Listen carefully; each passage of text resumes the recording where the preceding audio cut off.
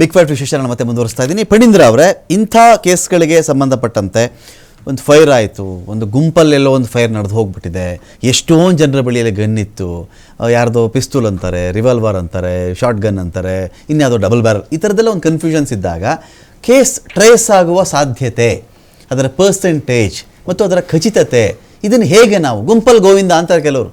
ಗುಂಪಲ್ಲೇನೋ ಆಗೋಯ್ತಪ್ಪ, ಯಾರು ಹೊಡೆದ್ನೋ ಯಾರಿಗೆ ಹೊಡೆದ್ನೋ ಗೊತ್ತಿಲ್ಲ. ಎಲ್ಲರೂ ಹೇಳ್ತಿರೋದೇನು ಅಂದರೆ ಎಲ್ಲ ಗಗನ ಮಾರ್ಗಕ್ಕೆ ಗುರಿ ಇಟ್ಟು ಹೊಡೆದ್ಬಿಟ್ರು, ಗಾಳೀಲಿ ಗುಂಡಾರಿಸ್ಬಿಟ್ರು ಅಂತ. ಗಾಳೀಲಿ ಗುಂಡಾರಿಸಿದ್ರೆ ಮನುಷ್ಯನ ಗಾಳೀಲಿ ಹಾರಾಡ್ತಾ ಇದ್ನಾ? ಇಲ್ಲ, ಅವ್ನು ಕುತ್ತಿಗೆ ಲೆವೆಲ್ಗೋ ಎದೆ ಲೆವೆಲ್ಗೋ ಅಲ್ಲೊಂದು ಗುಂಡು ಬಿದ್ದಿರ್ಬೇಕಲ್ಲಿ. ಇದು ಹೇಗೆ ಪತ್ತೆ ಹಚ್ಚೋದು ಹೇಗೀಗ ಅಂತ ಸರ್, ನಮ್ಮ ಪೊಲೀಸ್ ಡಿಪಾರ್ಟ್ಮೆಂಟ್ ಮೇಲೆ let us not question the competence. If anything have to be question, only question their intention ಅಷ್ಟೇನೆ. ಓಕೆ, ಉದ್ದೇಶ ಇತ್ತು ಅಂತ ಕೇಳಿದ್ರೆ ಅವ್ರು ಖಂಡಿತವಾಗಿ ಅವ್ರು ಯಾರು ಹೊಡೆದಿದ್ದಾರೆ ಅವ್ನು ಎಲ್ಲೇ ಅಡಗಿದ್ರು ಕೂಡ ಕರ್ಕೊಂಬರುವಂತ ಕೆಪಾಸಿಟಿ ಖಂಡಿತವಾಗ್ಲೂ ನಮ್ಮ ಪೊಲೀಸ್ ಡಿಪಾರ್ಟ್ಮೆಂಟ್ ಮೇಲೆ ನಮ್ಗೆ ಇದ್ದೇ ಇದೆ. ಸೊ ಹಾಗಾಗಿ ಈ ತರ ಪ್ರಕರಣ ಆಗಿರ್ಬೋದು, ಇದಕ್ಕಿಂತ ಕಾಂಪ್ಲಿಕೇಟೆಡ್ ಪ್ರಕರಣಗಳು ಕೂಡ ಆಗಿರ್ಬೋದು, when there is intention to investigate and bring the truth out, ನಮ್ಮ ಪೊಲೀಸ್ನವರು ಖಂಡಿತವಾಗಿ ಮಾಡಿದ್ದಾರೆ. ಇಂಥ ಕೇಸಲ್ಲಿ ಕೂಡ ಮಾಡ್ತಾರೆ ಅದನ್ನ. But technically see there are two aspects. One is the investigation, one is the forensic part of it. Investigation ಅಂತ ಬಂದಾಗ ಪೊಲೀಸ್ನವರಿಗೆ ಮಾಹಿತಿ ಗ್ರೌಂಡ್ ಇಂದ ಬರುತ್ತೆ, ಅವ್ರಿಗೆ ಇನ್ಫಾರ್ಮರ್ಸ್ ಇರ್ತಾರೆ, ಮತ್ತೆ ಗ್ರೌಂಡ್ ಮೇಲೆ ಇನ್ಫಾರ್ಮೇಶನ್ ಬೇಸಿಸ್ ಮೇಲೆ ಅವರು ಸಸ್ಪೆಕ್ಟ್ ನ ಯಾರನ್ನ ನ್ಯಾಯವನ್ನು ಮಾಡಬೇಕು ಅದೆಲ್ಲ ಅವ್ರು ಮಾಡ್ತಾ ಹೋಗ್ತಾರೆ. ಓಕೆ, ಆ ಒಂದು ಇಂಟೆಲಿಜೆನ್ಸ್ ಗ್ಯಾದರ್ ಮಾಡಿದ ನಂತರ ಯಾವ ವ್ಯಕ್ತಿಯ ಬಳಿ ಈ ಒಂದು ವೆಪನ್ ಇರಬಹುದು, ಯಾವ ವೆಪನ್ ಇಂದ ಶೂಟ್ ಮಾಡಿರಬಹುದು ಅಂತ ಪೊಲೀಸ್ನವರಿಗೆ ಮೇಲ್ನೋಟಕ್ಕೆ ಅನ್ಸತ್ತೋ ಅಂತ ವ್ಯಕ್ತಿಯ ಗನ್ ನ ಸೀಸ್ ಮಾಡಿ FSL ಕಳಿಸ್ಕೊಡೋದ್ರಿಂದ ಇದೇ ಗನ್ ಇಂದ ಅದು ಶೂಟ್ ಆಗಿದ್ಯಾ ಇಲ್ವಾ ಅನ್ನೋ ವಿಚಾರ ಖಂಡಿತವಾಗಿ ಕನ್ಫರ್ಮೇಶನ್ ಆಗುತ್ತೆ. So once the FSL report confirms corroborating the other investigation of the police, it becomes a proper documentation for the charge sheet ಮಾಡೋದಕ್ಕೆ ಆಗಲಿ ಅಥವಾ ಬಿ ರಿಪೋರ್ಟ್ ಮಾಡ್ಲಿಕ್ಕೆ ಆಗಲಿ. ಇಂಥ ವೆಪನ್ ಇಂದ ಆಗೇ ಇಲ್ಲ, ಈ ವ್ಯಕ್ತಿ ನಮ್ ಸಸ್ಪೆಕ್ಟ್ ಅಲ್ವೇ ಅಲ್ಲ ಅಂತ ಹೇಳೋದಕ್ಕೆ ಸೊ ಅವಾಗ ಪೊಲೀಸ್ ಹೆಲ್ಪ್ ಆಗತ್ತದು. ಅಂದರೆ ಈಗ ಇಲ್ಲಿ ನೀವು ಹೇಳೋದ ಪ್ರಕಾರ ಅಥವಾ ರಾಮುಲು ಮಾತಾಡ್ತಾ ಇದ್ರು 7.6 mm ಅಂತೆಲ್ಲ ಒಂದು ಮಾತು ಬಂತು. ಈ ಒಂದು ಪೊಲೀಸ್ ಠಾಣಾ ವ್ಯಾಪ್ತಿಯಲ್ಲಿ ಒಬ್ಬ ಮನುಷ್ಯನಿಗೆ ಲೈಸೆನ್ಸ್ ಕೊಟ್ಟಿದ್ದಾಗ ಆ ದಾಖಲೆ ಇರ್ತವೆ.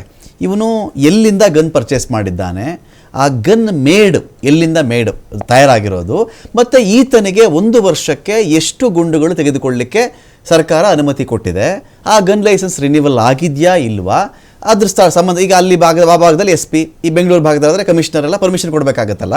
ಒಂದು ಶಾರ್ಟ್ ಲಿಸ್ಟ್ ಮಾಡ್ಕೊಂಡ್ಬಿಟ್ರೆ ಈಸಿ ಅಲ್ವಾ, ಈ ಲಿಮಿಟ್ಸಲ್ಲಿ ಎಷ್ಟು ಜನದ ಬಳಿ ಗನ್ ಇದೆಯಪ್ಪ ಅಂತ ಹೇಳಿ. ಅಲ್ಲ, ಈ ಮಾಹಿತಿ ಪೊಲೀಸ್ ಹೋದ್ರೆ ಬಹುಶಃ ಇವಾಗ ಆಲ್ರೆಡಿ ಇದೆ. ಅವರು ಮಾಡೋ ಕೆಲಸ ಬಹುಶಃ ನಮಗ್ ಕಾಣ್ದಿರೋ ರೀತಿಯಲ್ಲಿ ಅವರ ಒಂದು ಇನ್ವೆಸ್ಟಿಗೇಷನ್ ಅವ್ರು ಶುರು ಮಾಡ್ಕೊಂಡ್ಬಿಟ್ಟಿರ್ತಾರೆ. Only thing is that for few investigations ಏನಾಗುತ್ತೆ, ಡಾಕ್ಯುಮೆಂಟೇಶನ್ ಮತ್ತೆ ಪ್ರೊಸೀಜರಲ್ ಆಸ್ಪೆಕ್ಟ್ ಬೇರೆ ಇರುತ್ತೆ. ಆ ಡಾಕ್ಯುಮೆಂಟ್ ಆಗ್ಲಿ ಅಂತ ಕಾಯ್ಕೊಂಡು ಇನ್ವೆಸ್ಟಿಗೇಷನ್ ನ ಪೆಂಡಿಂಗ್ ಇಟ್ರೋದಿಲ್ಲ. ಅವ್ರ ಕೆಲಸ ಅವ್ರು ಮಾಡ್ಕೊಂಡು ಶುರು ಮಾಡಿರ್ತಾರೆ. ಮೀನ್ ವೈಲ್ ಡಾಕ್ಯುಮೆಂಟೇಶನ್ ಕ್ರಿಯೇಟ್ ಆಗಿದ್ದೇನೆ ಎಲ್ಲ ಒಂದು ಕೋಇನ್ಸೈಡ್ ಆಗಿ ಇನ್ಫಾರ್ಮೇಶನ್ ಬರ್ತಾ ಹೋಗುತ್ತೆ. ಹಾಗಂತ ಡಾಕ್ಯುಮೆಂಟೇಶನ್ ಆಗ್ಲಿ FIR ಆಗ್ಲಿ ಆಗಿಲ್ಲ ಅನ್ನೋ ಮಾತ್ರಕ್ಕೆ ಪೊಲೀಸರು ಸುಮ್ಮನೆ ಕೂತ್ಕೊಂಡಿದ್ದಾರೆ ಅಂತ ನಾವು ಅನ್ಕೊಳ್ಳೋದು ಬಹುಶಃ ತಪ್ಪಾಗಬಹುದು. But as per your suggestion, ಆ ಡೇಟಾಬೇಸ್ ಇದ್ದೇ ಇರುತ್ತೆ. ಈ ಡೇಟಾಬೇಸ್ ಏನಿರುತ್ತೆ, ರಿಜಿಸ್ಟರ್ಡ್ ಗನ್ಗಳಿಗೆ ಮತ್ತೆ ಲೈಸೆನ್ಸ್ ಯಾರು ತಗೊಂಡಿರ್ತಾರೆ ಅವ್ರದ್ದು ಮಾಹಿತಿ ಇರುತ್ತೆ ಅಷ್ಟೇ. ಸೊ ಕಂಟ್ರಿ ಮೇಡ್ ಆಗಿರ್ಬೋದು ಅಥವಾ ನಾನ್ ಲೈಸೆನ್ಸ್ಡ್ ಆಗಿರ್ಬೋದು, ಅದ್ಯಾವ್ದು ಮಾಹಿತಿ ಇರೋದಿಲ್ಲ. ಅದು ಇನ್ವೆಸ್ಟಿಗೇಷನ್ ಪಿಸ್ತೂಲ್ ವಿಚಾರದಲ್ಲಿ ಪಣೀಂದ್ರ ಅವರೇ, ಈ ಥರದ ಒಂದು ಬುಲೆಟ್ಗಳ ಕ್ಯಾಪ್ ಅಥವಾ ಕಾರ್ಟ್ರಿಜ್ ಕ್ಯಾಪ್ಗಳು ಅದರದ್ದೇನಾದ್ರೂ ಭಿನ್ನತೆ ಇರುತ್ತಾ? ಎಲ್ಲರೂ ಅವರವರು ತಯಾರು ಮಾಡ್ಕೊಂಡ್ಬಿಡ್ತಾರೆ ಅಂತ ಬಂದಾಗ ಪಿಸ್ತೂಲ್, ರಿವಾಲ್ವರ್ ಅಂಡ್ ನಾಡಬಂದೂಕು ಚೇಂಜಸ್ ಏನು ಬರುತ್ತೆ ಇದರಲ್ಲಿ ಅಂತ? ಏನಿಲ್ಲ, ಆ ವೆಪನ್ ಫೈರ್ ಮಾಡ್ಬೇಕಾದ್ರೆ ಒಂದು ಫೈರಿಂಗ್ ಪಿನ್ ಅಂತ ಇರುತ್ತೆ ಒಳಗಡೆ. That is one which generates the load. Correct. ಆ ಪಿನ್ ಹೋಗಿ ಆ ಬುಲೆಟ್ ಹೊಡೆದ ತಕ್ಷಣ ಯಾವ ಜಾಗದಲ್ಲಿ ಹೊಡಿಬೇಕು ಅಂತ ಪ್ಲಾನ್ ಮಾಡಿರ್ತಾರಲ್ಲ, ಸ್ಟ್ಯಾಂಡರ್ಡ್ ಬಂದೂಕ್ಗಳಲ್ಲಿ ಅದಕ್ಕೆ ಪ್ರಿಸಿಷನ್ ಸೆಟ್ ಮಾಡಿರ್ತಾರೆ. ಆದ್ರೆ ಕಂಟ್ರಿ ಮೇಡ್ ವೆಪನ್ ಗಳಲ್ಲಿ ಆ ಪ್ರಿಸಿಷನ್ ವ್ಯತ್ಯಾಸ ಬರುತ್ತದು. ಅದು ಮಧ್ಯ ಹೊಡಿಬೇಕಾಗಿರೋದು ವಾಸ್ತವ, that is the planning. But ಎಷ್ಟೋ ಪ್ರಕರಣಗಳು ಮಧ್ಯ ಹೊಡೆಯಲ್ಲ, ಅದು ಸೈಡ್ ಹೊಡೆಯುತ್ತದು. ಆ ಒಂದು ಕಾರಣಕ್ಕೆ ಅದರ ಒಂದು ಪರ್ಫಾರ್ಮೆನ್ಸ್ ಕಡಿಮೆ ಆಗ್ಬಹುದು ನೋಡಿರ್ತೀವಿ. ಆ ಕಾರಣಕ್ಕೋಸ್ಕರ ಅಂತ ಕಂಟ್ರಿ ಮೇಡ್ ಅಂತ ಹೇಳೋದು. ಅದರ ಒಂದು ಪರ್ಫಾರ್ಮೆನ್ಸ್ ಒಂದು ಪರ್ಟಿಕ್ಯುಲರ್ ರೇಂಜ್ಗೆ ಎಫೆಕ್ಟಿವಿಟಿ ಕೊಡುತ್ತದು. ಆದ್ರೆ ತುಂಬಾ ದೂರಕ್ಕೆ ಎಫೆಕ್ಟಿವಿಟಿ ಕೊಡುತ್ತಾ ಗೊತ್ತಿಲ್ಲ. ಆದ್ರೆ ಸ್ಟ್ಯಾಂಡರ್ಡ್ ಬಂದೂಕ್ಗಳಲ್ಲಿ ಇಂಥ ವೆಪನ್ ಇಷ್ಟು ರೇಂಜ್ ತನಕ ಎಫೆಕ್ಟಿವ್ ಫೈರಿಂಗ್ ಏನಂತ ಹೇಳ್ತೀವಿ ನಾವು. ಸೊ ಆ ಒಂದು ಪ್ರೆಡಿಕ್ಟಬಿಲಿಟಿ ಸ್ಟ್ಯಾಂಡರ್ಡ್ ಬಂದೂಕ್ಗಳಿಗೆ ಬರುತ್ತೆ. ಆ ಪಿನ್ನಿನ ಒಂದು ಮಾರ್ಕ್ ಏನ್ ಉಳ್ಕೊಂಡಿರುತ್ತೆ ಕಾರ್ಟ್ರಿಡ್ಜ್ ಮೇಲೆ, ಅದರ ಆಧಾರಿತವಾಗಿ ಇದು ಸ್ಟ್ಯಾಂಡರ್ಡ್ ವೆಪನ್ ಕಂಟ್ರಿ ಮೇಡ ಅಂತ ಸಾಮಾನ್ಯವಾಗಿ ಹೇಳುವಂತ ಒಂದು ವಿಚಾರ. ಅದು ಗೊತ್ತಾಗುತ್ತೆ ಸ್ಟ್ಯಾಂಡರ್ಡ್ ಮೇಡ ಅಥವಾ ಲೋಕಲ್ ಕಂಟ್ರಿ ಮೇಡ ಅಂತ ಗೊತ್ತಾಗುತ್ತೆ ಅದರಲ್ಲಿ. ಫೈನ್. ನಟರಾಜ್ ಗೌಡ್ರೆ, ಇಷ್ಟರ ಮಟ್ಟಕ್ಕೆ ನಿಮ್ಮ ಸರ್ಕಾರ ಇದ್ಕೊಂಡು ಉಸ್ತುವಾರಿ ಸಚಿವರು ನೋಡಿದ್ರೆ ನಿಮ್ಮ ಕಾರ್ಯಕರ್ತ ಸತ್ರು ಇನ್ನೂ ಬಳ್ಳಾರಿ ಕಾಲ ಇಟ್ಟಿಲ್ಲ. ನಿಮ್ಮ ಉಸ್ತುವಾರಿ ಸಚಿವರು ಸಮೀರು ಇನ್ನು ಫಕೀರ್ ಲೇಔಟಲ್ಲಿ ಬಿಸಿ ಇದ್ದಾರಾ ನಿಮ್ಮ ಉಸ್ತುವಾರಿ ಸಚಿವರು? ಕ್ಯಾಬಿನೆಟ್ ಇತ್ತು ಸಂಜೆ 8 ಗಂಟೆವರೆಗೂ ಕ್ಯಾಬಿನೆಟ್, 4 ಗಂಟೆಯಿಂದ 8 ಗಂಟೆವರೆಗೂ ಕ್ಯಾಬಿನೆಟ್ ಇತ್ತು. ಆದರೆ ಅಲ್ಲಿನ ಜಿಲ್ಲಾಧಿಕಾರಿ SP ಎಲ್ಲ ಚರ್ಚೆ ಮಾಡಿದ್ದಾರೆ, ಮಾತಾಡಿದ್ದಾರೆ. ಪೊಲೀಸರು ಕೂಡ ಕ್ರಮ ತಗೊಂಡಿದ್ದಾರೆ. ಆಮೇಲೆ ಮುಖ್ಯಮಂತ್ರಿಗಳು ನೇರವಾಗಿ ಮಾತಾಡಿದ್ದಾರೆ, ತನಿಖೆ ಮಾಡಿ ಎಲ್ಲರಿಗೂ ಯಾವುದೇ ರೀತಿಯಾಗಿ ಮುಲಾಜು ಕೊಡಬೇಡಿ ಅಂತ. ಹೋಮ್ ಮಿನಿಸ್ಟರ್ ಕೂಡ ಅದನ್ನ ಗಮನಿಸ್ತಾ ಇದ್ದಾರೆ. ಅಲ್ಲಿ ಬಹಳ ಬಂದಿರೋದ ಆತಂಕ ಏನಂದ್ರೆ, ಒಬ್ಬ ಮಾಜಿ ಸಚಿವ, ಹಾಲಿ ಶಾಸಕ, ಗಡಿಪಾರಾದವನಿಗೆ 7-8 ಜನ ಬಂದೂಕಧಾರಿ ಅಂಗರಕ್ಷಕರು, ಬಹಳ ದೊಡ್ಡ ಮಟ್ಟದದು. ಯಾಕಂದ್ರೆ ನಾನು ಇಲ್ಲೆಲ್ಲೂ ನೋಡಿಲ್ಲ. ನಾನು ಪುಟಿನೋ ಇಲ್ಲಾಂದ್ರೆ ವಿರುದ್ಧ ದೇಶಗಳಿಂದ ಬರ್ತಾರಲ್ಲ, ಟ್ರಂಪ್ ಅಂತವ್ರ ಅಷ್ಟೇನೆ. ಇಲ್ಲಿ ಇಷ್ಟೊಂದು ರೀತಿಯಾಗಿ ಇಟ್ಕೊಂಡು ಒಂದು ಬ್ಯಾನರ್ ಕಟ್ಟಿದ ವಿಷಯಕ್ಕೆ ಅದನ್ನ ಕಿತ್ತಾಕಿ ರಸ್ತೆಯಲ್ಲಿ ಜನಾರ್ದನ್ ರೆಡ್ಡಿ ಇನ್ಸ್ಟಿಗೇಟ್ ಮಾಡಿದ್ದಾರೆ. ಜನಾರ್ದನ್ ರೆಡ್ಡಿ ಕ್ರೌಡ್ ಇನ್ಸ್ಟಿಗೇಟ್ ಮಾಡಿದ್ದಾರೆ.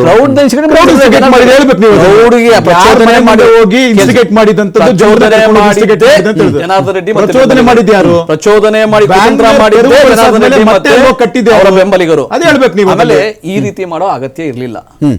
ಅವ್ರ ಮನೆ ಕಾಂಪೌಂಡ್ ಏನು ಕಟ್ಟಿರ್ಲಿಲ್ಲ, ರಸ್ತೆಯಲ್ಲಿ ಕಟ್ಟಿದ್ದನ್ನ ಅವ್ರ ಮನೆಗೆ ಹೋಗೋ ದಾರಿ ಅದು ಕರೆಕ್ಟ್ ಇಲ್ಲ ಅಂತ ಹೇಳ್ತಿಲ್ಲ. ಮನೆಗೆ ಹೋಗೋ ದಾರಿ ರಸ್ತೆಯಲ್ಲಿ ಕಟ್ಬೇಡ ಅಂತೇನಿಲ್ಲ. ಏನೋ ಕಾರ್ಯಕ್ರಮ, ವಾಲ್ಮೀಕಿ ಕಾರ್ಯಕ್ರಮ, ನೀವು ಶುಭ ಹಾರೈಸಬಹುದು ಬೇಕಿದ್ರೆ. ನೀವು ಆತರ ಫ್ರೆಂಡ್ಲಿ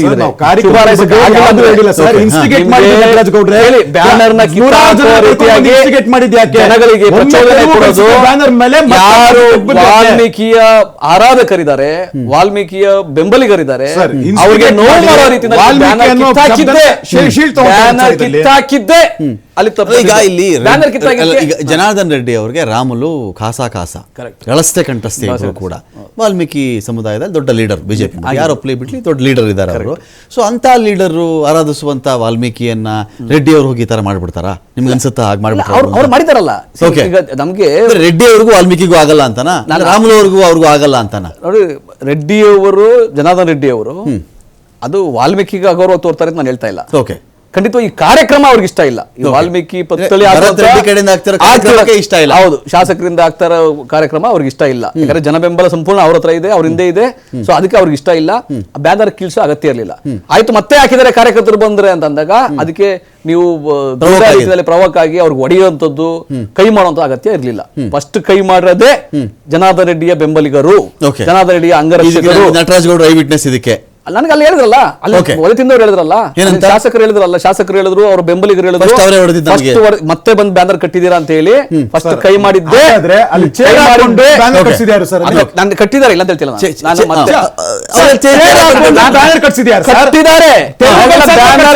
ಮತ್ತೆ ಕಟ್ಟಿದ್ದಾರೆ.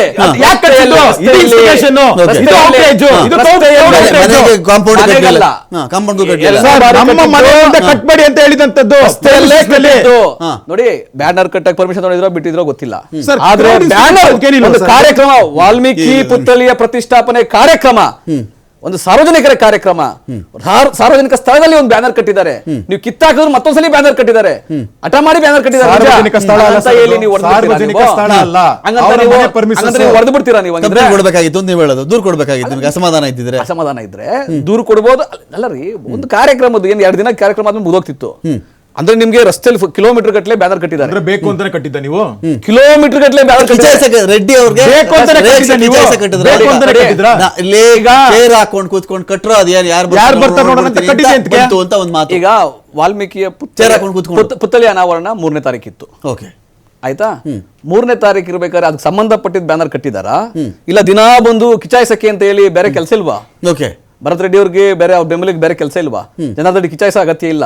ಜನಾರ್ದನ್ ರೆಡ್ಡಿ ಅಲ್ಲಿಗೆ ಜನ ಕಿಮ್ಮತ್ತೇ ಕೊಡಲ್ಲ. ಅಲ್ಲಿಂದ ಬಳ್ಳಾರಿ ಜನ ಶಾಸಕರು, ಅವರು ಶಾಸಕರು ಅವರಿಂದ ಜನ ಇಲ್ಲ. ಅದಕ್ಕಾಗಿ ಫ್ರಸ್ಟ್ರೇಷನ್ ಆಗಿ ಬ್ಯಾನರ್ ಕಿತ್ತಾಕ್ಸಿದಿರಿ. ಇವ್ರು ಹಠ ಮಾಡಿ ಮತ್ತೆ ಕಟ್ಟಿದ್ದಾರೆ. ಇದು ನಮ್ಮ ಉತ್ಸವ, ವಾಲ್ಮೀಕಿ ಉತ್ಸವ. ಬ್ಯಾನರ್ ಮತ್ತೆ ಕಟ್ಟಿದ್ದಾರೆ. ಹಂಗಂತ ಹೇಳಿ ನೀವು ಕೈ ಮಾಡ್ಬಿಡ್ತೀರಾ?